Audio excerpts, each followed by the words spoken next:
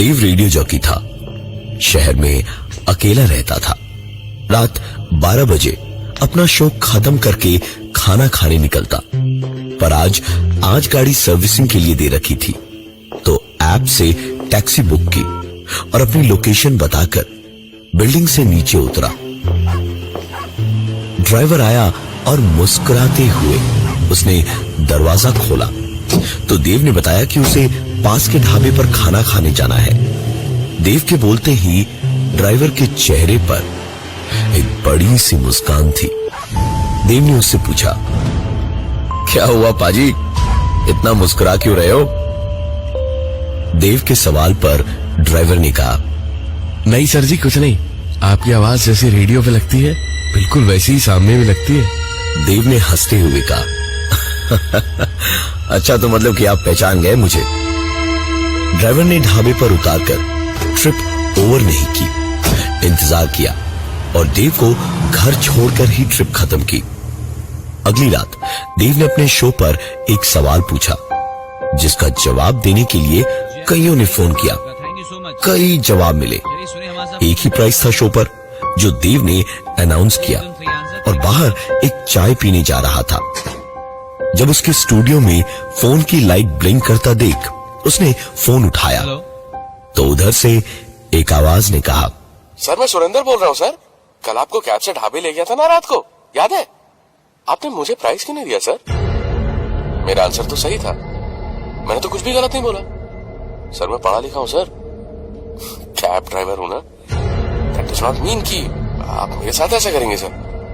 कल ही मैं आपको ढाबे ले गया था और आपने मुझे प्राइस नहीं दिया। देव ने ध्यान से उसकी पूरी बात सुनी और कहा, देखिए सर, प्राइज एक ही है ना, तो वो किसी एक को ही दे सकता हूं मैं। आप दोबारा कॉन्टेस्ट खेलिएगा तो आप जीत भी सकते हो। और इतना कह के बिना उसकी बात सुने ही देव ने फोन काट दिया।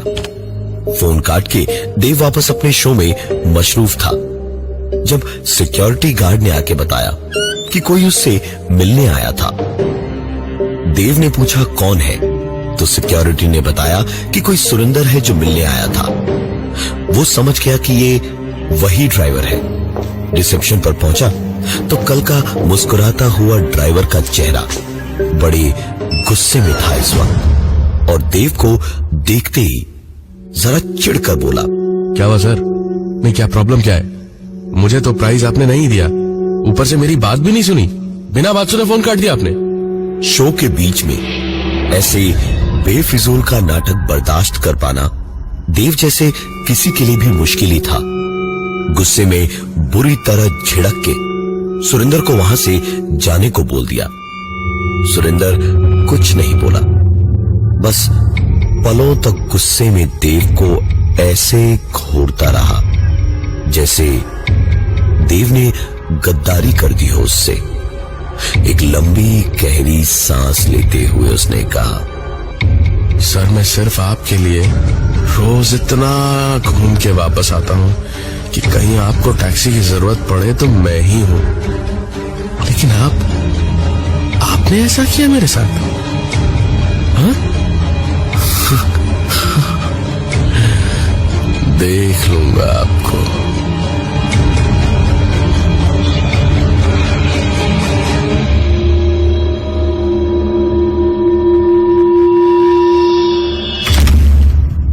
ऐसे मुंह लगने वाले, बकवास करने वाले रोजाना बहुत मिलते थे, तो देव ने भी ध्यान नहीं दिया उस पर। ड्राइवर चला गया तो देव ने भी अपना शो खत्म किया, और आज तो गाड़ी भी थी, तो कैब का झंझट नहीं था। आराम से वो ढाबे तक गया, खाना खाया और घर लौट रहा था, जब रेडियो पर उसने अपनी ही आवाज सुनी। ये गाना जो आपने सुना वो मेरा फेवरेट है, और आज मैं रात भर सुबह तक आपके साथ में बैठूंगा।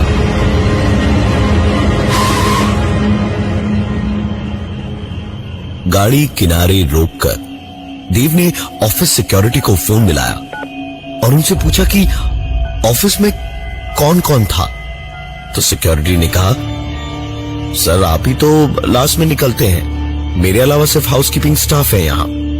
देव जानता था कि इनके बस का तो नहीं है कुछ भी गड़बड़ कर पाना, लेकिन कोई तो जरूर था ऑफिस में, जाके चेक करना जरूरी था। तुरंत गाड़ी घुमाकर देव निकल पड़ा वापस ऑफिस की ओर। ऑफिस पहुंचकर देव सीधे दौड़ा स्टूडियो में, लेकिन शुक्र इस बात का था कि कोई नहीं था स्टूडियो में। स्टूडियो खाली था। देव को लगा कहीं कोई वहम तो नहीं हुआ था, इसलिए उसने तुरंत अपने सिस्टम पर जाकर रिकॉर्डिंग्स चेक की, तो उसमें भी वही आवाज थी। ये गाना जो आपने सुना वो मेरा फेवरेट है और आज मैं रात भर सुबह तक आपके साथ में बैठूंगा। देव को समझ नहीं आ रहा था कि ये सब आखिर हो क्या रहा था। उसने रिकॉर्डिंग सेव करके रख ली अपने पास और फिर नीचे चला गया कि अब घर जाएगा और कल ही देखेगा जो होगा। लेकिन सुकून तो मुश्किल ही था उसके लिए। नीचे उतरते ही उसने देखा कि उसकी गाड़ी जो बिल्डिंग के सामने खड़ी थी, उसके सारे के सारे शीशे चकनाचूर हो रखे थे। गाड़ी पर आगे पीछे कुछ डेंट थे और देख के ही समझ आ रहा था कि किसी ने बड़ी तबीयत से बेसबॉल बैट जैसी किसी चीज से अपने जन्मों का गुस्सा देव की गाड़ी पर उतारा था। देव ने इधर उधर देखा। जब कोई नहीं दिखा तो वो समझ गया ये हो न हो वही ड्राइवर था जिसने ऐसा किया है। उसने अपनी गाड़ी स्टार्ट की और निकल पड़ा पास के पुलिस स्टेशन की ओर। रास्ते में जाते जाते ही अचानक एक कार स्पीड से ओवरटेक करके आगे निकली और देव के सारे डर सच हो गए, क्योंकि ये वही ड्राइवर था, वही कार थी और उसने मुस्कुराते हुए देव की कार को एक टक्कर मारी। देव का स्टीयरिंग जाम हो गया। वो चाहकर भी गाड़ी संभाल नहीं पा रहा था। देव किसी तरह अपनी गाड़ी संभालता उतनी देर में ही देव की गाड़ी को एक और टक्कर लगी। देव संभाल पाता इससे पहले ही उसकी कार को लगातार 2-3 टक्करें और मारी और देव की गाड़ी पुलिस स्टेशन के पास में फुटपाथ पर जाकर एक खंभे से टकरा गई। कार में एयरबैग्स होने की वजह से देव बच गया। कुछ चोटें आई थी उसे और उसका मोबाइल फोन बुरी तरह से चकनाचूर हो गया था। देव वहां से सीधा किसी तरह सड़क पार करके थोड़ी दूरी पर पुलिस स्टेशन पहुंचा और रिपोर्ट लिखवाई। पुलिस वालों ने सबूत के तौर पर उस रात की टैक्सी बुकिंग डिटेल्स मांगी तो देव ने फोन तो बड़े तैश में निकाला, लेकिन फोन बुरी तरह से टूट फूट चुका था। कुछ भी दिखाई नहीं दे रहा था। फिर भी पुलिस ने रिपोर्ट लिख ली कि डिटेल्स तो कंपनी से भी मिल ही जाएंगी और फिर देव वापस अपने घर आ गया। तो अगले दिन भी उसे काफी भाग दौड़ करनी पड़ी। रात को शो में एक बार फिर से देव ने एक सवाल पूछा जिसके जवाब में कोई भी फोन उठाता उससे पहले ही एक फोन आया, जिसे उठाया तो दूसरी तरफ से आवाज आई, हेलो सर, मेरे एक पैसेंजर बैठे हैं पीछे, उनके लिए गाना बजा दीजिए प्लीज। देव ने झिड़क के कहा, फोन रखो और मुझे परेशान करना बंद करो। रिपोर्ट लिखवा दिया तुम्हारी, ज्यादा दिन बचोगे नहीं तुम, समझे? सुरिंदर जरा सा हंसा और फिर उसने कहा, अरे सर, जरा मेरे पैसेंजर से बात तो कीजिए। ओ मैडम, जरा बताइए ना, कौन सा गाना सुनेंगे आप? इतना कह के सुरिंदर ने फोन पीछे की सीट की ओर कर दिया और एक रोती बिलखती आवाज ने कहा, बेबी प्लीज, ये जो बोले वो कर दो, वरना मुझे मार देगा। ये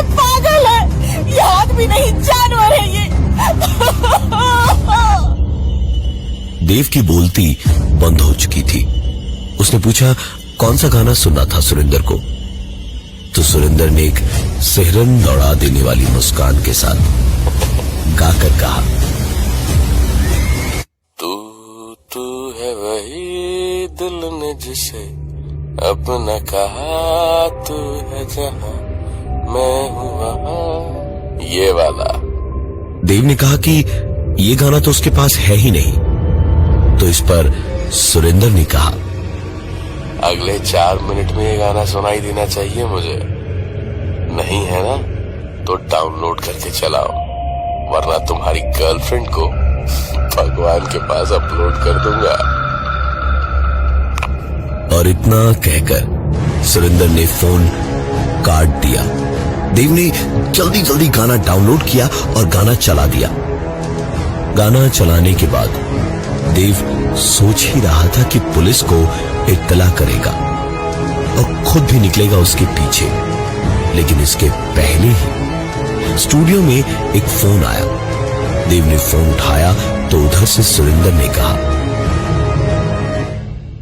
अरे सर, मैंने तो ओरिजिनल गाना बजाने को कहा था, आपने मेरी बात नहीं मानी, रिमिक्स चला दिया। अब तो ये गई।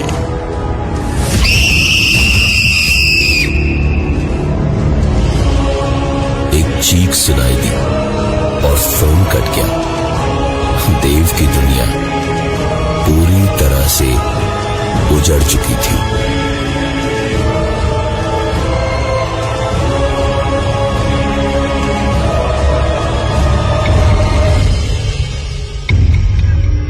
देव ने तुरंत फोन उठाया और अपनी गर्लफ्रेंड को फोन मिलाना शुरू कर दिया।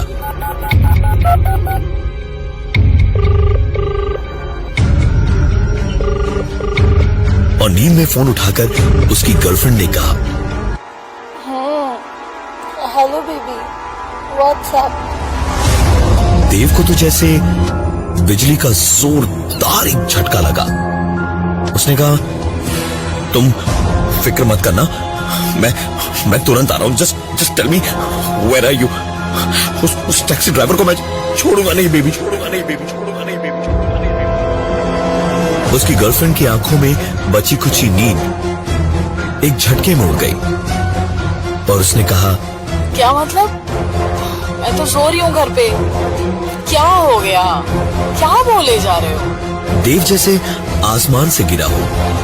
वो खुश होने की बजाय अपनी गर्लफ्रेंड पर नाराज होकर चिल्लाया, तुम पागल हो गई हो क्या? हाँ, मैंने अभी अभी तुम्हारे चीखने की आवाजें सुनी थी उस टैक्सी में।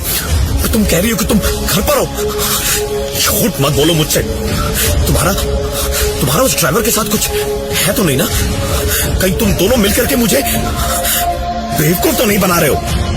देव की गर्लफ्रेंड किसी भी दिमागदार इंसान की तरह इस बात पर बुरी तरह से गुस्सा होकर बोली, मतलब क्या है तुम्हारा देव?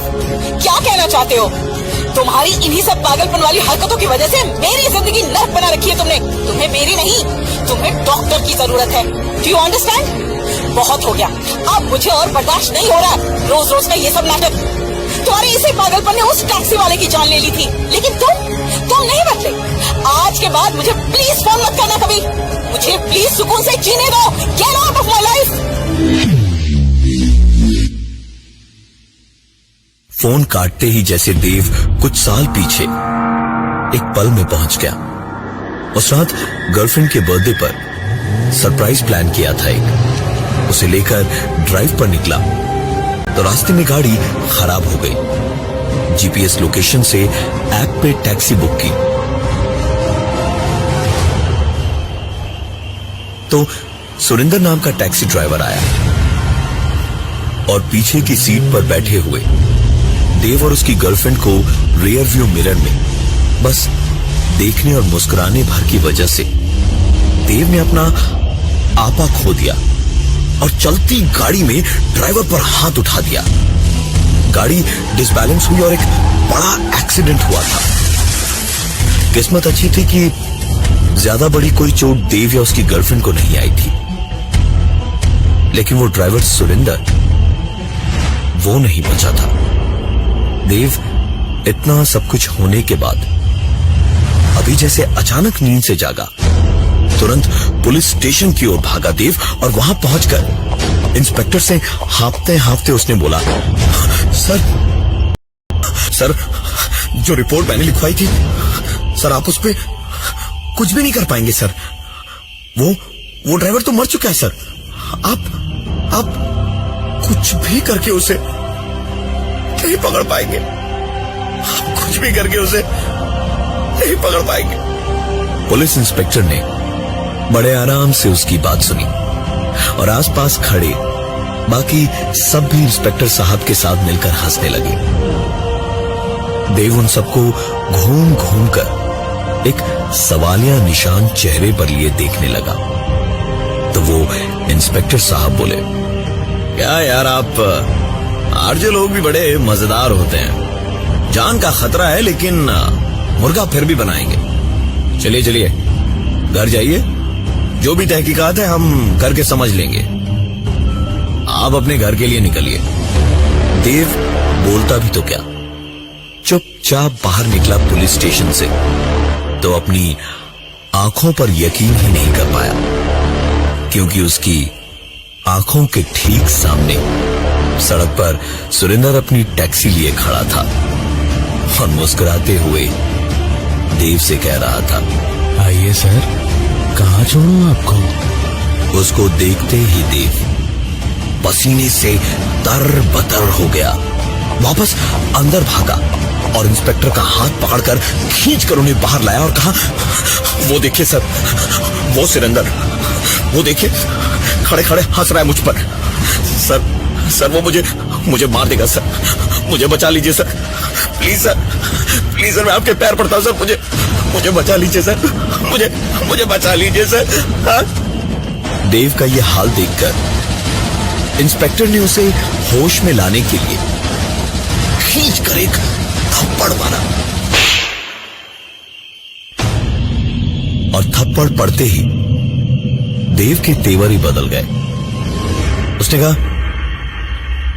आपने मुझे थप्पड़ मारा? मुझे? Do you even know who I am? मैं तुम्हारी वर्दी उतरवा दूंगा, समझे? मुझे मारा? इतनी हिम्मत तुम्हारी तो मुझे मारा। और इतना कह के देव ने वो कर दिया जो होश तो क्या, बेहोशी में भी नहीं करना था। उसने पुलिस इंस्पेक्टर से पुलिस थाने में ही हाथापाई कर ली। ऑन ड्यूटी पर एक अफसर के ऊपर हाथ उठाने के जुर्म में देव को 10 दिन की जेल की सजा हुई।